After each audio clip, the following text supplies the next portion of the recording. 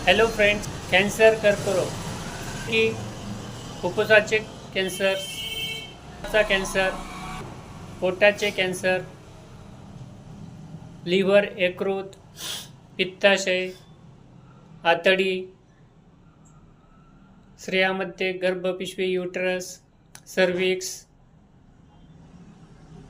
असे जे वेगवेगळ्या प्रकारचे कॅन्सर आहेत, यामुळे आलेला विकनेस, थकवा, भूक न लागणे, यापासून होणारा जो त्रास आहे, वेदना,